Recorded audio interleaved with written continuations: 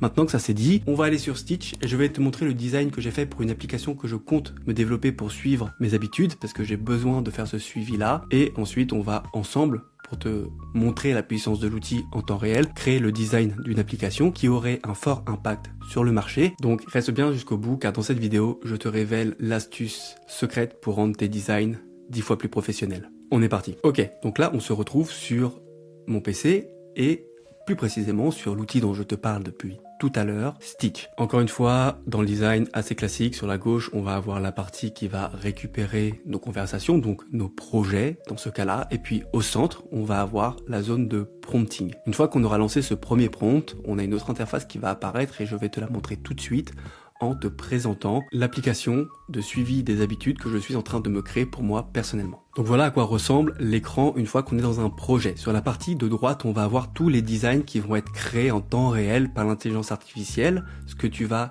les designs que tu vas co-créer avec Stitch. Et sur la gauche, on a la zone de prompting, donc les messages que tu vas envoyer à Stitch pour qu'il puisse te créer tes designs. Là, ce qu'on voit, c'est toutes les itérations que j'ai faites pour obtenir l'application, en tout cas la V1 que je désirais pour l'application du suivi de mes habitudes.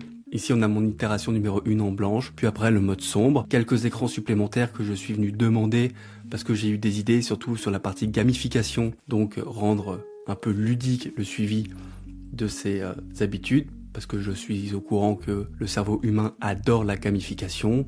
Il apprend beaucoup plus facilement ou il fait un suivi beaucoup plus facilement quand il y a ces notions de gamification qui rentrent en jeu pour arriver à une V1 finale que je vais pouvoir me mettre à développer dans les prochains jours avec les prompts que tu peux voir sur la gauche. Donc il n'y a pas eu énormément de discussion, on parle d'une petite heure de travail avec un peu de réflexion à côté qui va me permettre maintenant de pouvoir développer. Donc le gros du travail reste bien entendu à faire. Une fois que tu as fait les designs, tu n'es pas sorti de l'auberge, tu as du dev à faire et puis ensuite il faut mettre en ligne ton application, mais tu as le gros du travail qui est fait et tu vas pouvoir ensuite te faire aider par un autre copilote de développement à qui tu pourras donner directement les écrans pour que tu puisses gagner du temps.